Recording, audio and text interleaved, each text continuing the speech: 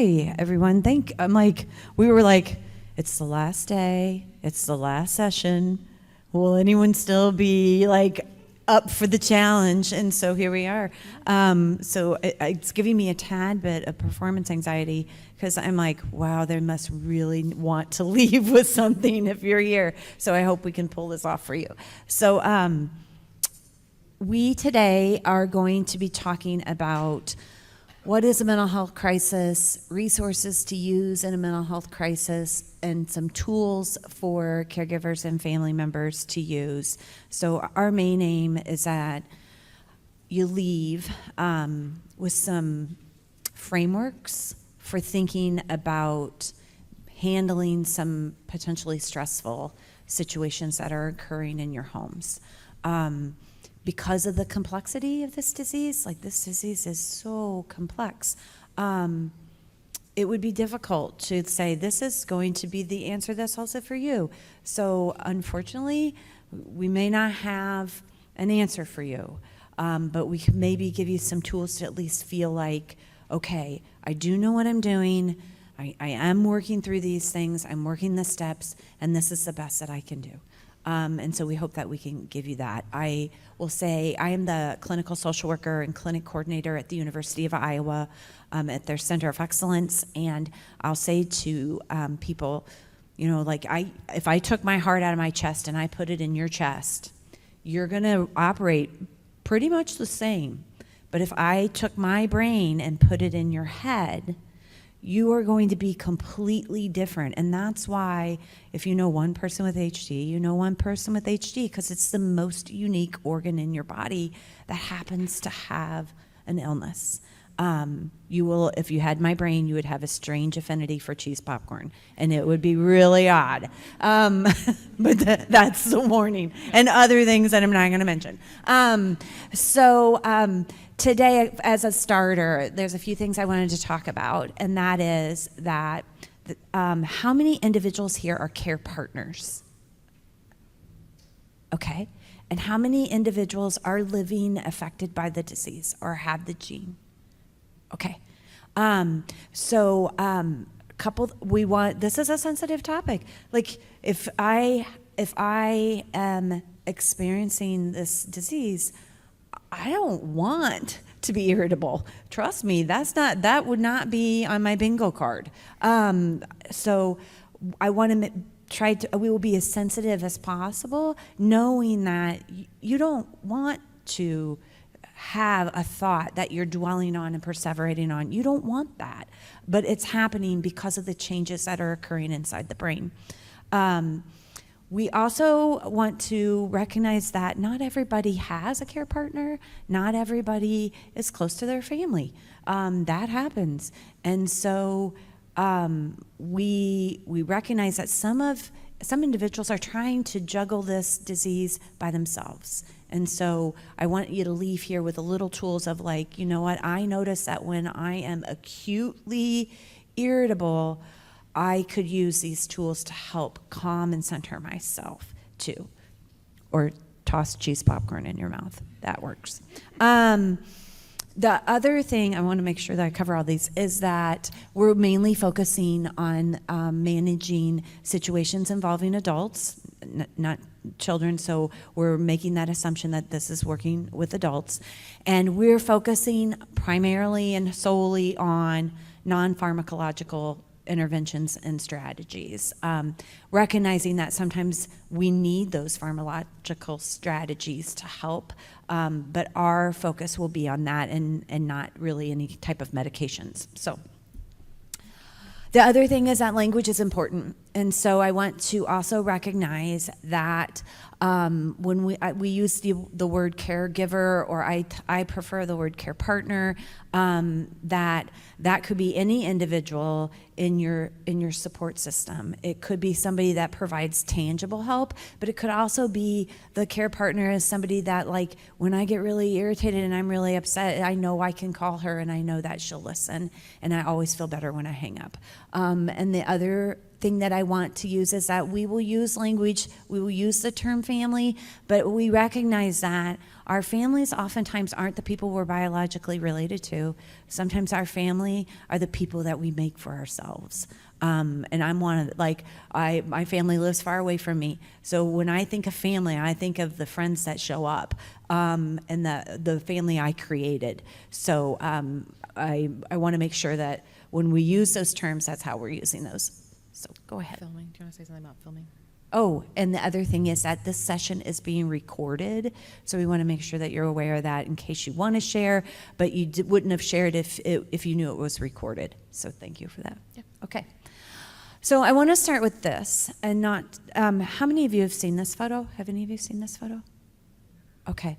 Now, Grant, this is on the left is a brain, a normal brain, as normal as anything could be, a brain unaffected by Huntington's disease, whereas on the right is a very advanced Huntington's disease brain. And what that shows you is that I share it not as an alarm, but to explain to why am I this way? Because there's these changes in your brain, and this at the end of life, this is how a brain could look. The Huntington's disease affects the caudate, and the caudate helps you with social learning. It helps you with memory or movement. So it helps with these important areas. It also, Huntington's affects the amygdala, and the amygdala is the part of your brain that helps regulate emotion, identify emotion. It's your fight or flight part. It's the part for processing emotions. So when that starts to change, those skills are going to start to change as well.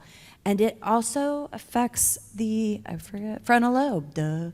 Where's my frontal lobe? The frontal lobe. The frontal lobe of our brains, that front part there where you can see the difference, the frontal lobe helps you plan and organize your day. It helps you be goal-directed, like I need to do X, Y, and Z. It helps you achieve goals. And I also think goals in terms of I have a goal to interact well with my family, and I don't want to do this, but changes in your frontal lobe. It's also, I call it kind of it's the brakes.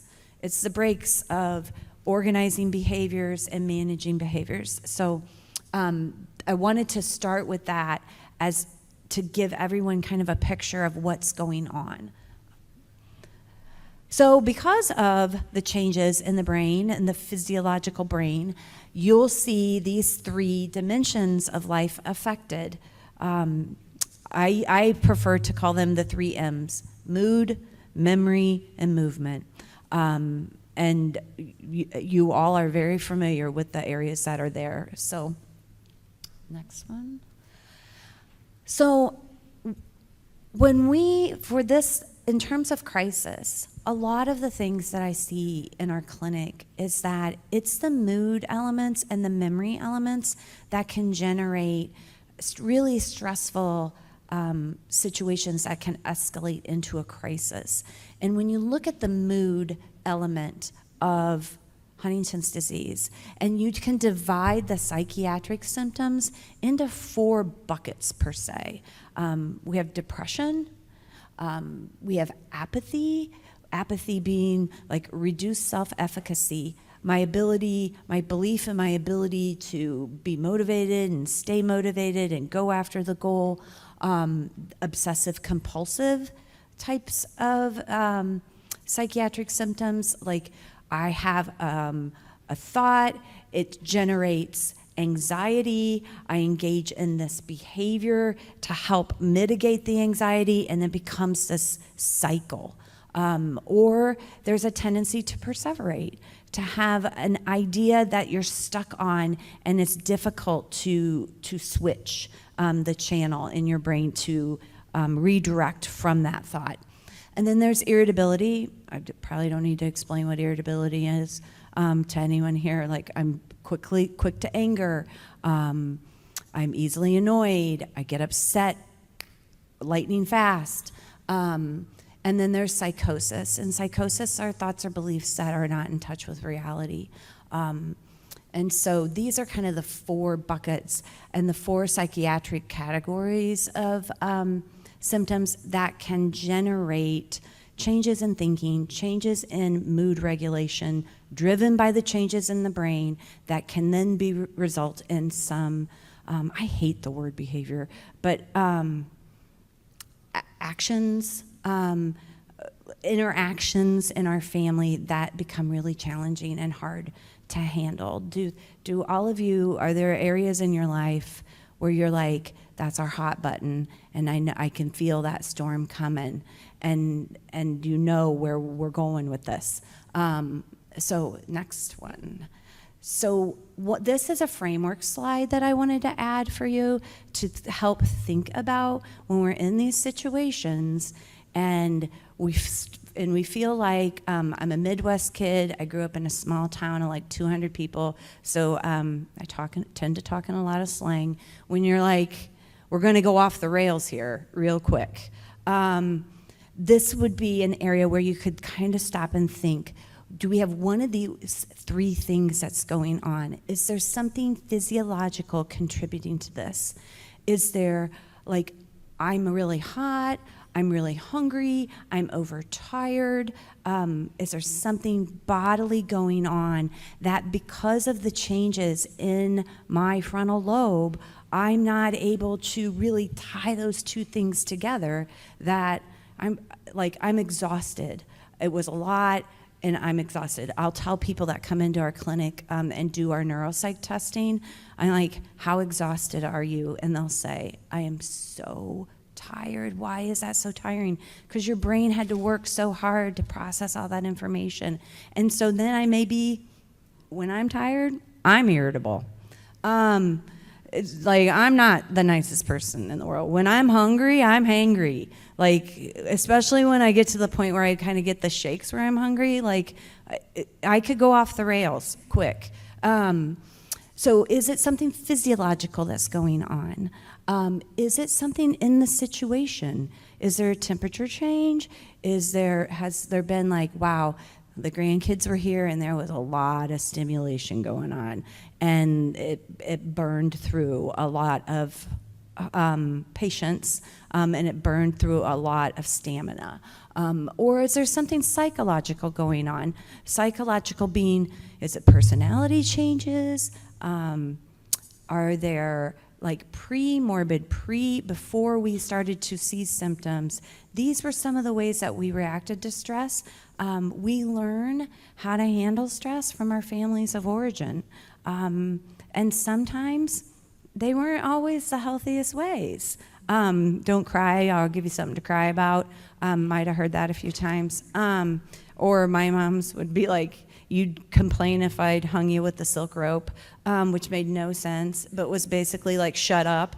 And so those things are always kind of playing into our reactions and our responses in a situation.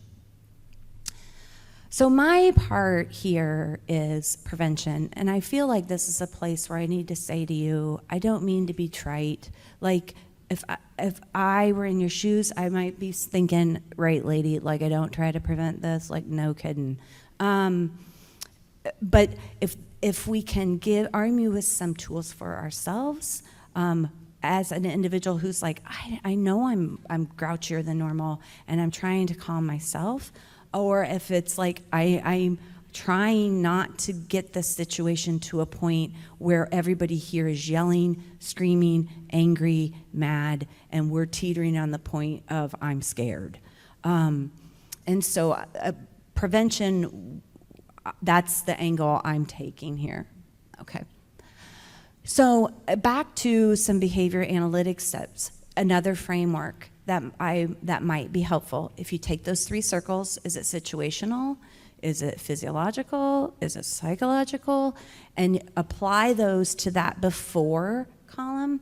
The before column and the after consequences columns, those are highlighted for a reason, and the reason is this: we can't change the behavior, we can't change the action, We can't change what has happened, but we can try to alter, modify the before or the antecedent issues or the after things.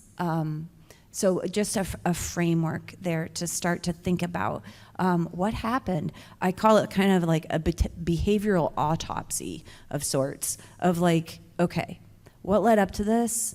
And to work so that you can have a tool to start to dissect what is the dynamics that are occurring in your home. Okay. So one of the big things is identifying and reducing triggers. No duh. What are the triggers? And considering what has gone on, what has happened. Sometimes one of the biggest things to watch when you're looking for and identifying triggers is, are there nonverbals going on that are precursors? Do start to snap? Do movements get just a little bit worse? Do I have a head tick? Am I more likely? Do you notice more movements around my mouth? Do you start to notice things, starting to pay attention of like what is occurring before we get to a full-fledged eruption? I think that's all I was having on my things. Yeah, so if you were familiar with me and you heard me talk about calm, you would giggle. But I always thought of calm. I loved this quote by Brené Brown because calm is the daily practice.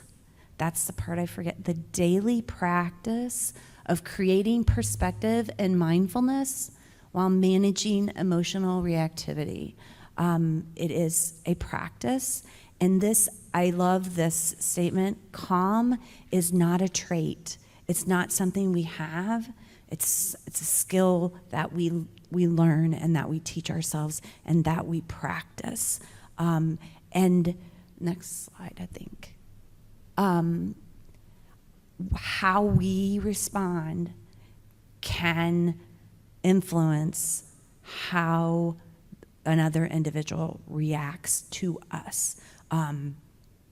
I had been married for 30 years, and I can tell by how my husband walks. I'll say, what ticked you off? What pissed you off? And he'll be like, nothing. And I'm like, bull. So if I get like bull and I get edgy with him, I can make it go. Like I can make that erupt, and he can do it to me. So how we respond to one another is really, really important. Anxiety is extremely contagious, but so is calm. And it's so hard to be calm when someone's coming at you and you have a position like, I want you to hear me out. And I'm also like, never in the history of my life has anyone told me to like cool it, and have I cooled it? So like it's learning practices that keep us centered. And one of them is, how many of you were in Lisa Mooney's talk about isolation? Were any of you in there? And she talked about the smell the roses and blow out the candles. And just look, I left that thinking I need to make that like a daily, like smell the roses a couple times a day. It wouldn't be that much. It doesn't take any time to smell the roses and blow out the candles so that my anxiety isn't contagious to you and your anxiety isn't contagious to me. It is a practice. So I wanted to leave you with some distress tolerance skills. So these are some skills, the previous slide by Harriet Lerner. She developed a psychotherapy model called DBT, or dialectical behavioral therapy, and it's a form of therapy to help regulate our emotions and regulate our reactivity. And so this is one that may be helpful when you get in a situation where you're like, this is getting really tense, and I don't want this to go any further. I don't want this to escalate into a major conflict. And it's called STOP. And the first one is quite simply, stop. Just stop. Don't react. Stay in control. And then the T is take a step back, take a deep breath, smell the roses, blow out the candle. Don't be impulsive. The O is observe. Observe not only what's going on in the other individual, but observe kind of what's going on inside ourselves of like, I really want to get the last word in, or I really want to be heard or understood. Observe what's really going on. And then the last one is P, which is proceed, and proceed mindfully. And one of the big things here I think of is really think about language, the language we use. When I say you always, I can get a great reaction out of my husband. And if he says you always, he can get an even bigger one out of me. When you start the word with a sentence with the word you kind of put people on the defensive. And I tend to, one of the things I like to use is I call it kind of a sandwich, a yes, no, yes sandwich. Yes, like I hear you, I see your perspective. No, this is what I'm concerned about. This is the part that I'm worried about. Yes. What do you think? So you sandwich those in. The first yes affirms. The middle part, you say what your concern is, and the next part bounces it back and helps so that there's some collaboration in our communication. So I call it a yes, no, yes sandwich. The next one is called tip.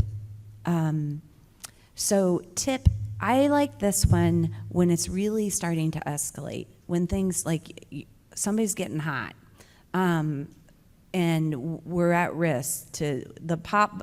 I'm going to date myself here, but I just did when I told you I was been married 30 years.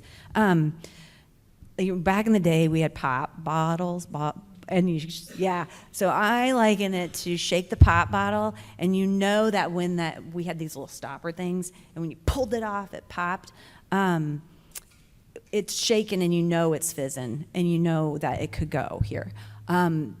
The first one is temperature, cool temperature, a cool washcloth, holding an ice cube. It physiologically shifts neurons in your brain to say, you know what, we're going to stop. We both need to cool off for a second. Let's leave this alone for a second. The next one is intense exercise, taking a quick walk, going outdoors, saying, you know what, I'm going to take a break. Even if I stand in one spot and I move my legs because I'm afraid that I can't leave this situation, it can help yourself recenter yourself. P is paced breathing. The smell of the rose, blow out the candle, that's paced breathing. The difference is, in the paced breathing, you're basically smelling the rose for 5 and blowing out the candle for 7. Physiologically rewires your brain. So, and if you do it and we practice together, like in for 5, and out for 7, it does help. It's so stinking simple, and it's right there. The other one is paired muscle relaxation. So when you're breathing in, you could also tense your muscles, and then when you exhale, you release them. And you can feel the change in your muscles. And it helps recenter your brain so that you can, it's a strategy to try to retain calm. However, sometimes these situations, these feel like very simplistic things to be telling you, because sometimes these situations just escalate. And they get, even when we use all the tools we have, we quickly go over our head. And in those situations, it can become what we would call a crisis. So I'm curious, how would you define a crisis? What word would you use? In your experience, does anyone want to feel comfortable sharing, like, What feels like a crisis for you? Yes. Physical danger. Yeah, absolutely. Yeah, then the sense of calm, is the fight or flight is on board for sure. Anybody else?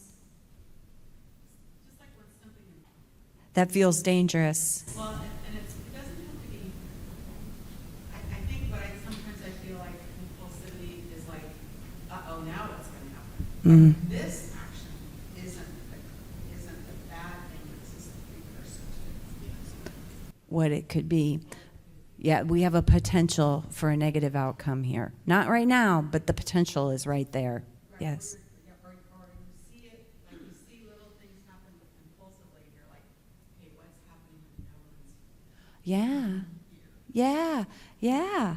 And because of, and you know, no one wants to be in that situation, but because of changes in my frontal lobe, my brakes have changed. The pads on my brakes have changed. Yeah. Yeah, now we need to call in some professionals and get some help. It's more than we can handle. So I am going to let Caitlin take over from here, and she will talk more about those situations where, when do we call in emergency people? How do we manage these situations? Thank you. So I didn't really introduce myself earlier, but I'm Caitlin. I'm one of the social workers at the University of Cincinnati Center of Excellence. So I, like Amy said, I'm going to talk about crises a little bit more and kind of steps to take when you're in the middle of a crisis. So the first thing is that crises are not just the event themselves. Crises happen in a very linear kind of fashion where you have the actual crisis event, and then you have how you think about or your perception of that event, which really tailors how you feel about the event as we kind of walk down here, which can lead to dysfunction, or if you're processing it well and you have good outlets to kind of work through a crisis, it doesn't have to lead to dysfunction. It can lead to healing and recovery, but it's all part of it. It's not just the event itself. So when you think through maybe a crisis that you've had in your life, a lot of the response or a lot of the way that impacts your life down the road is not just the event, but how you felt and how you had emotions toward that. So when we're thinking of a mental health crisis specifically, we're looking at, is the symptoms of the mental health crisis clinically significant? And that's not always easy for us as lay people to kind of determine. So you might need the help of a psychiatrist or a mental health professional, which we'll get into. But clinically significant means it's impairing their function. Sometimes things are like weird, like maybe you like to eat orange juice with your cereal, like a psycho, but that's not dysfunctional. That's not impairing your life, right? And it would also cause distress. Now, it can be distressful to the person with Huntington's disease or to a care partner, and pretty significantly distressing. And then one thing to kind of note, again, is that social deviance is not necessarily a mental health concern, like eating orange juice with your cereal. Socially weird, but not necessarily a mental health concern, right? You can get the next one. So this is kind of a bunch of different things that you could observe as far as behaviors. Amy put really nice buckets earlier as far as depression, apathy, irritability, and psychosis. So there's a lot of buckets, but these are kind of just things to observe in the person with Huntington's to say, okay, maybe we're seeing some red flags here. And some of them may or may not be fully into, again, a mental health crisis, and that's where you'd have to determine, is this impairing functioning, is this distressful?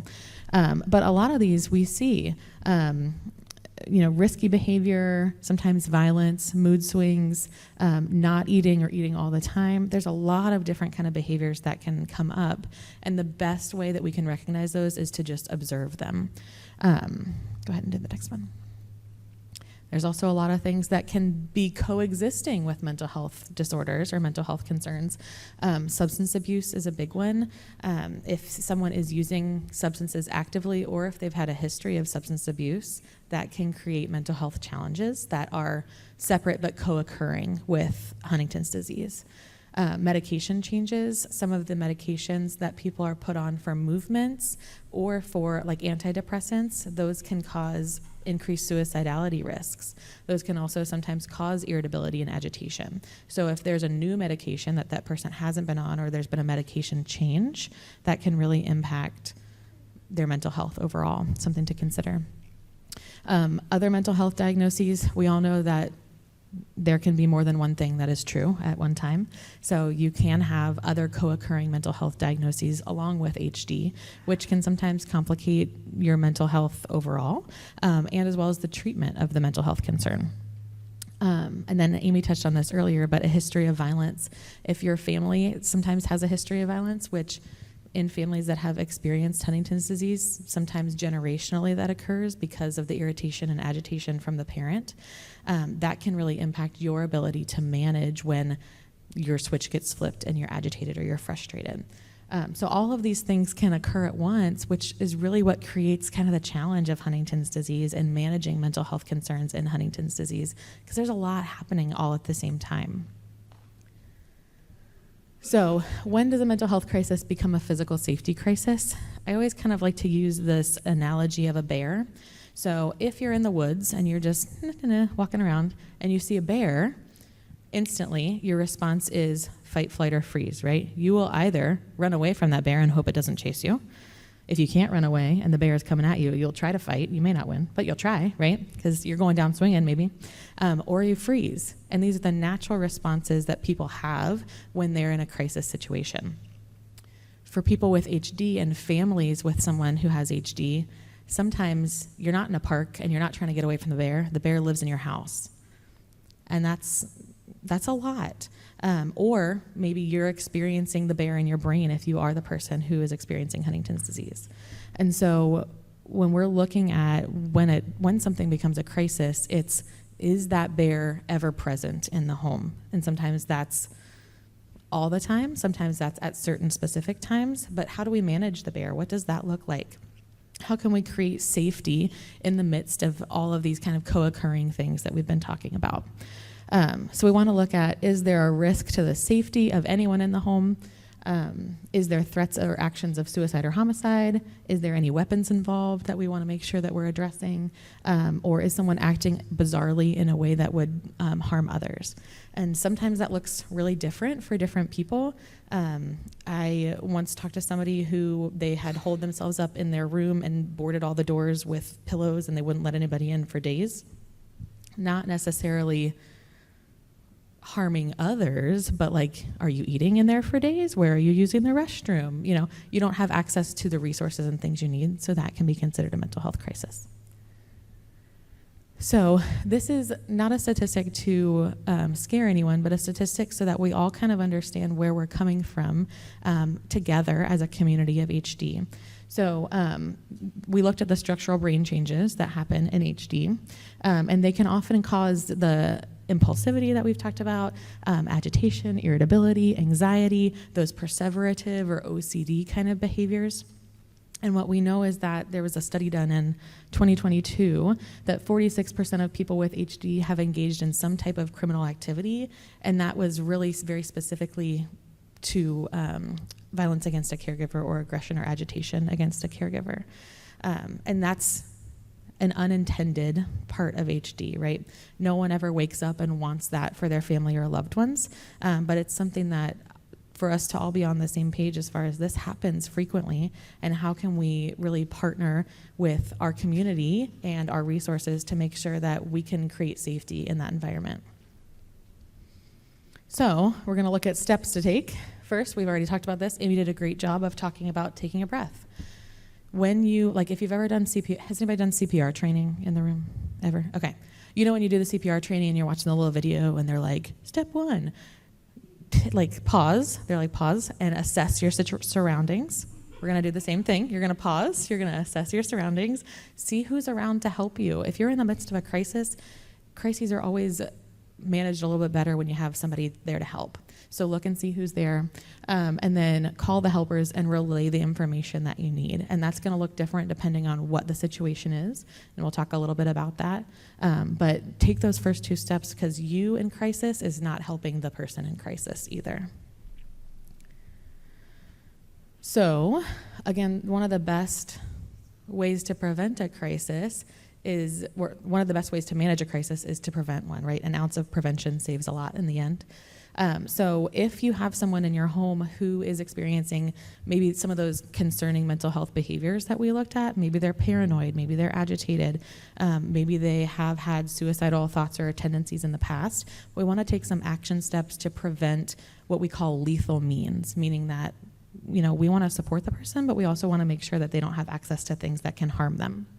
So hiding weapons, firearms, knives, anything that can be used as a weapon towards themselves or others.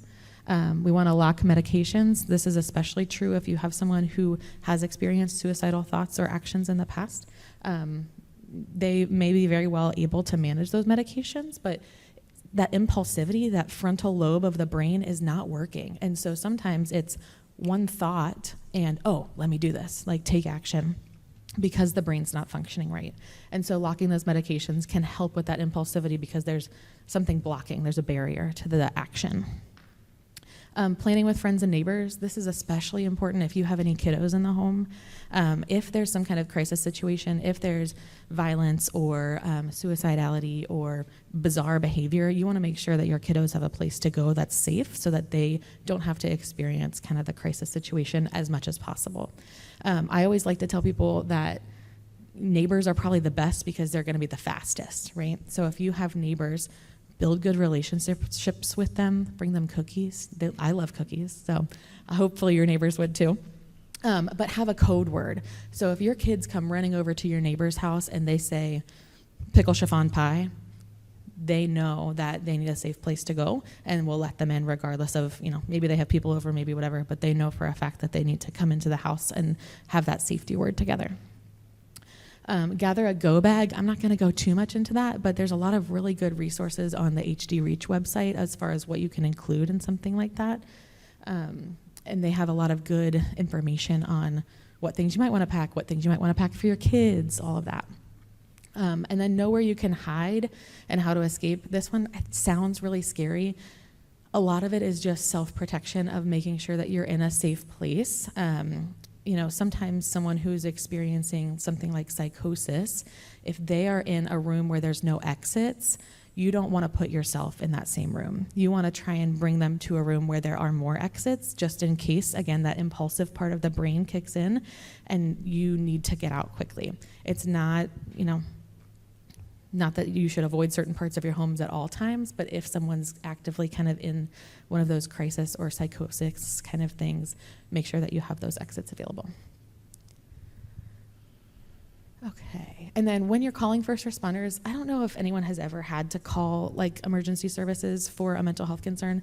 I have for a family member, and it was very stressful. So I understand like the emotional toll that takes. You feel like the bad guy. You feel like you are doing the wrong thing no matter what, and it kind of makes you want to vomit. So it's helpful to have some language to use when you're talking to emergency responders. The biggest thing that I can advise for you is to say that the person with Huntington's disease is having a mental health crisis. That's going to really change how they approach the situation when the police come, if the police come, or mobile crisis, whoever comes to the home. That's going to change the conversation. To say they're having a mental health crisis, they have Huntington's disease, but really what we're experiencing is mental health, and that's the kind of services that we need, so that the police aren't coming in and saying, you know, stop, get on the floor. They're saying, hey, come over here, like, let's have a conversation. It's a very different dynamic, right? So let them know who you are to that person. If you're a power of attorney, if you're a guardian, let them know that too, so that as they're making decisions for what to do next, they know who you are and what you can advise them on for next steps. Let them know absolutely if there's weapons involved, because that can change the circumstances too. Their first priority is safety above all else, and so if there's a firearm involved, letting them know that. And then share documentation, which we'll get into a little bit. So this one we kind of already talked about, but planning for a quick exit, this is all on the HD Reach website, so I'm going to just refer you to that, and I'll skip my slide for now. Also on the HD Reach website, I should just, be a spokesperson for them. They're fabulous. But there's a lot of information on there, and there's a nice printout as far as what to do for different things. If someone's threatening with a weapon, who do you call? If you can't contact a loved one, who do you call? If someone's emotionally unstable, who do you call? And some of these are more emergent than others, right? Sometimes you can have some emotional instability, but not require 911 services. Mr. Rogers is the best. If you don't love Mr. Rogers, I don't know that we can be friends. But he has a really great quote about finding the helpers. And that when you look at the process of a crisis, those kind of steps that we walked through, the crisis, how you think about it, how you feel about it, one of the biggest ways that crises don't turn to dysfunction long term is looking for the helpers and finding the helpers in those situations and utilizing the resources that are there. It is the worst thing to walk through a crisis alone and to be on an island, but when you have people and resources that you can utilize, it makes that process a lot easier. We want to educate our team. There was a really great talk by Help for HD earlier, I think it was yesterday, where they talked about educating your local police force. Please go back and watch that. It was so good. But just talking to your local police so that they know if they get a call saying, hey, we're having a mental health crisis, they already know the situation. They know what HD is. They know the person who has HD. They know your family. They maybe have stopped by for a barbecue, who knows. But they are aware of the situation, and that really changes the dynamic in a crisis situation too. Yeah, sorry. Okay. So you're going to have, when you're looking at your team, building your team, you're going to have an emergency team and a non-emergency team. And I think this is important information because sometimes people are trying to call their mental health therapist at 2 a.m. and they're not answering because they're not going to answer. They're sleeping, right? So your emergency team is going to look like APS potentially. Now that varies based on state and age. My state, I live in Kentucky, but I work in Ohio, and Kentucky occasionally touches younger than 65. Ohio won't touch anybody younger than 65. So that's important to know for your state and your counties even.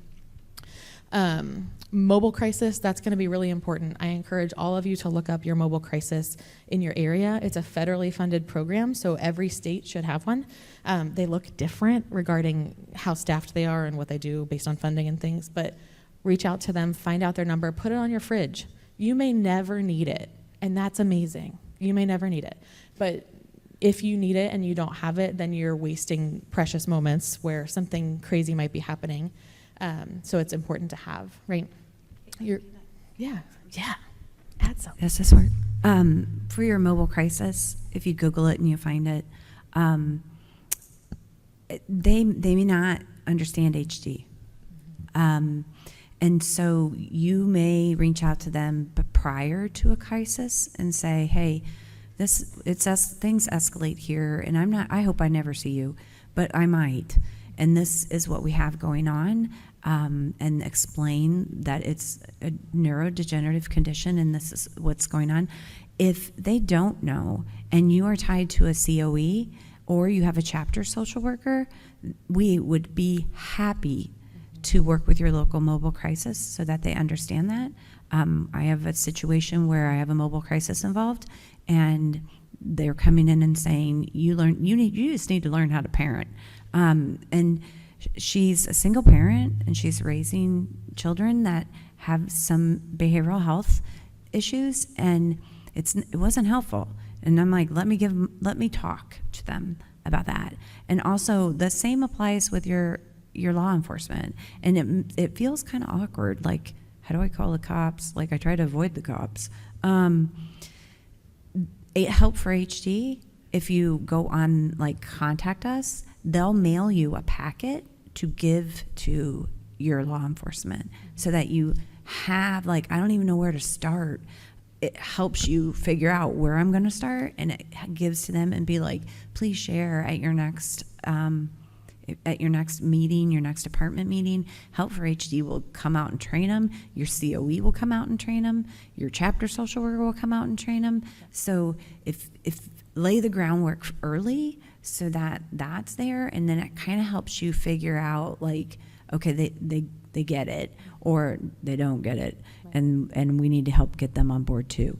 Could help save a situation where you're like, we called them and they made it worse.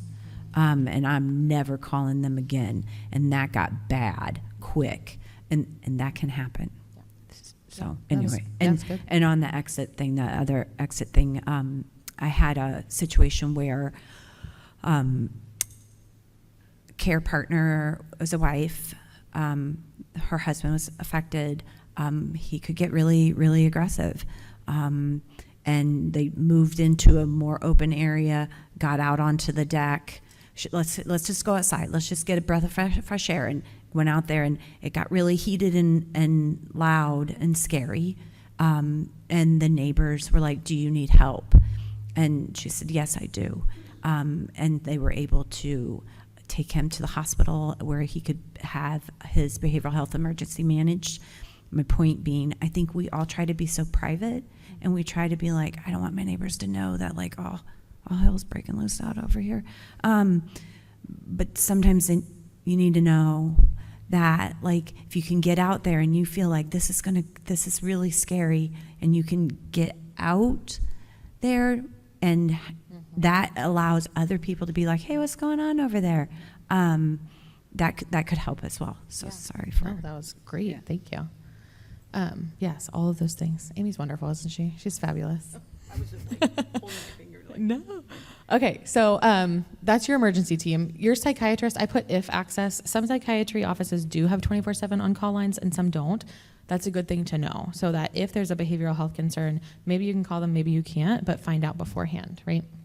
And then your non-emergency team. These are people who aren't going to be there at 2 a.m., but who you're going to be contacting after the fact to say, hey, this happened. What can we do to maybe we need a medication change. Maybe we need to implement some more supports. Maybe we need family therapy. These are the people that you're going to reach out to in that situation. This is kind of my disclaimer with mental health services. They aren't great sometimes. So we want you to call them. We want you to utilize them. But just know that sometimes it's going to take a few calls. I had somebody who I personally called mobile crisis several times for them. The spouse called mobile crisis several times for them. And it wasn't until the 5th time that the person received the service that they need and were able to be involuntarily committed to get some mental health stabilization. So I don't know what to say other than I hate it. I hate it for all of us that this is the situation that we have in the United States. But be persistent. Even if the first time it doesn't solve the problem, it could solve it on the 2nd time or the 3rd time. And we have to be persistent with what we have because that's all we have. The same is true with medication. Sometimes if there's a new medication that's started, the medication may have the opposite effect. Like we talked about earlier, it may increase suicidality, it may increase agitation, and then you kind of have to start from beauty-based zero, as they say in Project Runway, I think. You're going to have to start there. And that happens. So stay on the train, be persistent. It's going to take a minute, but you have these resources of other providers and social workers and psychiatrists and all these people who are here to help. So we're going to get to our toolbox for a minute. One of the things, I don't know if any of you are like really handy. I try to be, but I'm like a DIY handy kind of person. So anytime I try and fix something, it's always really frustrating me when I have to go to Lowe's and get like 16 trips to get the tool that I need. So my hope is that you can have tools in your toolbox to pull out, and if that tool doesn't work, you have another tool, so you don't have to go back to Lowe's. That's the goal. I don't want to be friends with the Lowe's people.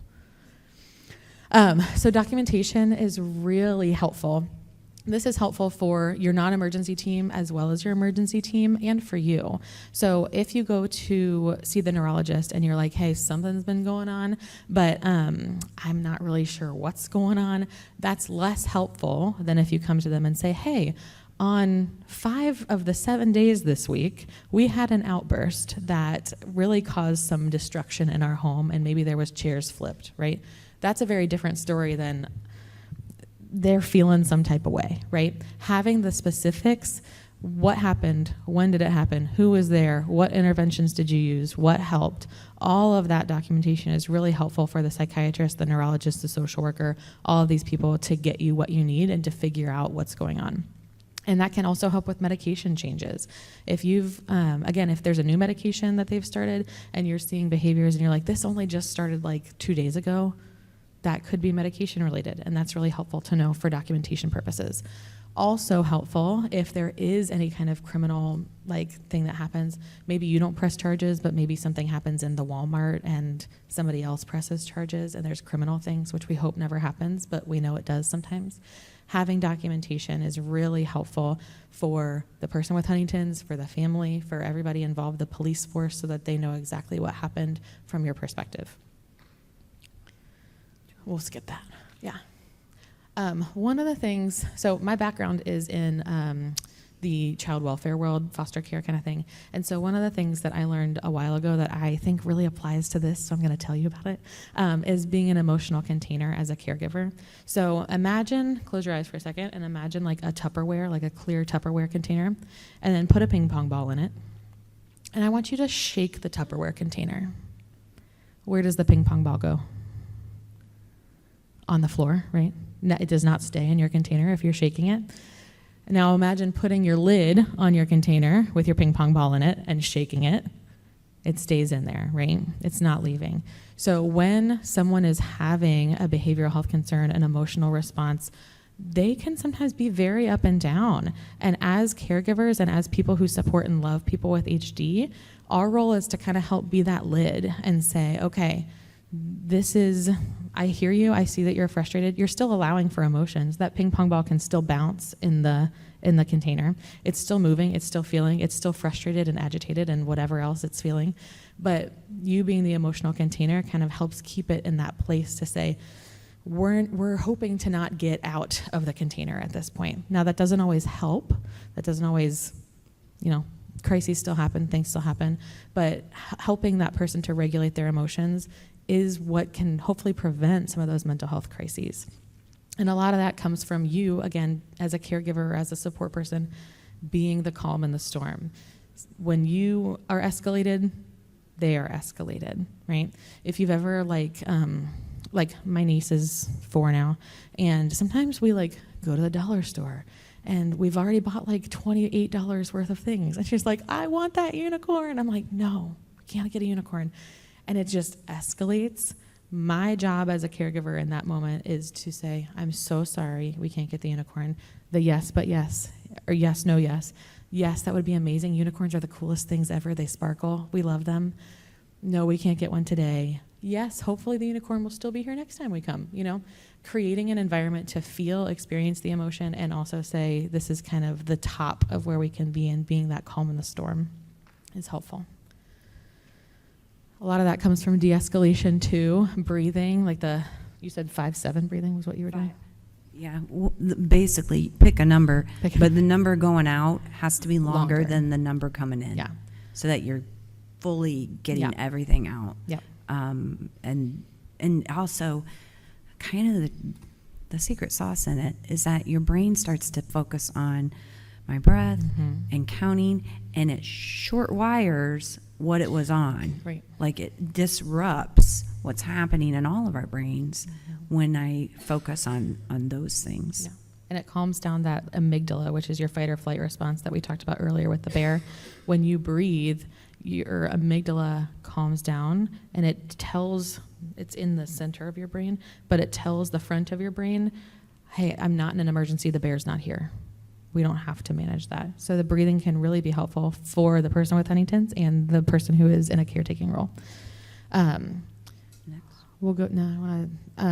Some of this too, like remembering the goal of long-term harmony, you will have to be interacting with the person with Huntington's, with the care partners. Like this is your family, whether chosen or not. And so you have to be, the goal is long-term harmony, and how can we achieve that? We want to support the person as they're experiencing emotional challenges, and also plan for after and what that looks like.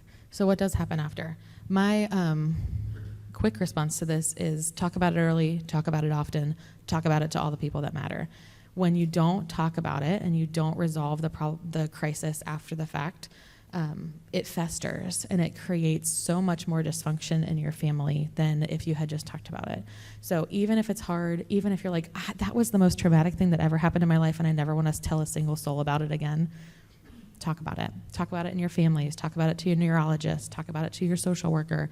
Talk about it to your extended family and your neighbors. It's important that everybody kind of process that and come to a place of, okay, we're going to be in collaboration again. We're going to be in a place of healing together. Okay, so now questions. Anybody have questions? I will relinquish this mic to you if you want, and then. One thing I wanted to bring up is that so many times people will come in. I feel blessed. We have a psychiatrist on staff at the University of Iowa in our COE. So like we have psychiatric help right there, and it's good. But when families come in and they share what has gone on, and they're like, it's like, what the heck was that about? Like, I don't even know where the heck that came from. If you can dig a little deeper, like sometimes there's a lot of themes of like, you don't love me, you're having an affair, I think you're meeting someone. There's a lot of those thoughts that are there. And then when I go underneath, is there some core belief that's manifesting somewhat irrationally of I'm not lovable, or I've changed and I'm not lovable? Yeah. And so what's lying underneath that? Yeah. I talk really loud already. So I had a similar situation. I'm a crisis worker already, and one of my HD patients was in crisis, so we had to work that out quite naturally.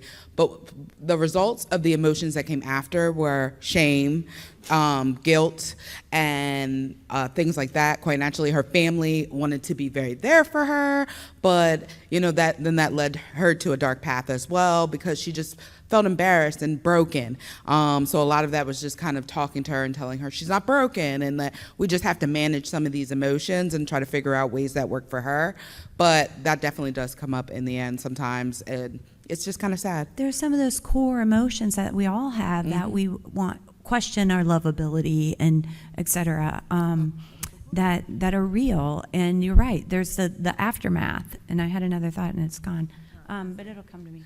I'm going to say one of the best things for family when that happens is to reassure that person, this is not embarrassing. This is a symptom of a greater disease that we're all kind of functioning through and working through together, and letting them know, like, I wouldn't care if you were running around in the front yard naked. Like, we hope that doesn't happen, but this isn't embarrassing. We're all working together to solve the problem. And I will say to people, like, Use the microphone. the thought came. If I were on chemotherapy and I was throwing up and I was very, very weak, I would sure hope that my family would be like, she's sick. She's sick. And they wouldn't say, and we wouldn't say to a chemotherapy patient, I really wish you quit barfing, and I really wish you get your butt off the couch. And so when the really challenging piece of this is that we can't see it. It's inside it's protected by our heads, and so we can't see it. But I think I hear my psychiatrist, she'll say, oh, poor sweet buddy, you're really sick. And that is just really a mindset change. There was nothing that you did to create this. It's a brain. It's how, and I'll tell people, everyone in this room has that gene. All of us do. But for some reason in your family, it wants to make too much protein. And we don't know why, but it just wants to make too much. And it's not that you're broken. It's at all. It's just how things are wired in your genes. So anybody else have comments, thoughts, things they'd like to share? Yeah. Do you recommend medical or bracelet? Because I have HD and I have actually had a mental health crisis in public before. and then afterwards it's embarrassing. But I told my mom, this is my mom, I live with her, if I would get a medical bracelet, then even if someone in public isn't gonna come over and read it, but at least they see it. I mean, have you guys I known do that have. to be helpful? I do have some people that have them. I also, you can reach out to Help for HD, and they have wallet cards that say, I have Huntington's disease, and then explains what it is. And then it has if I'm in an emergency, call this person. So that I like both of those ideas, because you're right. Like,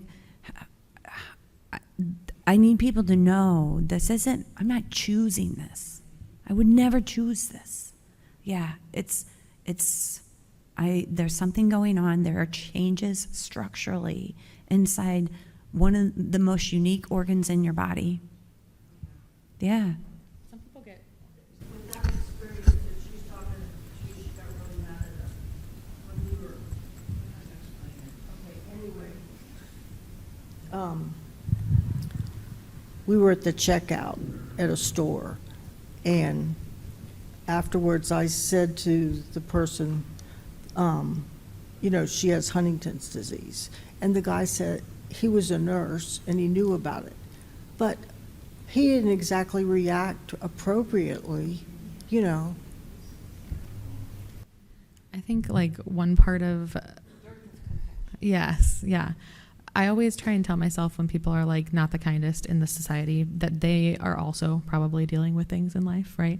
Not that excuses the behavior, but at least I try to make myself like that explains the behavior. It doesn't excuse it, but it explains it. But I also think that having something that can, especially for if you're in a situation where there's going to be first responders or a mobile crisis or anything like that, having some kind of identification is helpful. I've had people who have tattoos of HD, the medical alert bracelets, the wallet cards, all of that can be really helpful, especially in a situation where you're like, I really don't have time to explain HD to you because I'm trying to manage this crisis actively. Say, here you go, and then do what you need to do. That's helpful. Yeah. Yeah. Understanding doesn't always equal compassion. Like, even if you explain something to someone, it doesn't mean that they're suddenly going to be like a nice or kind person. Mm-hmm. It doesn't always correlate that way, unfortunately. Yes. Yeah. No, I was going to say thank you for offering to stay for more questions, but we do need to let everyone relax for a little bit before gala. And thank you to both of you for the presentation. It was very enlightening.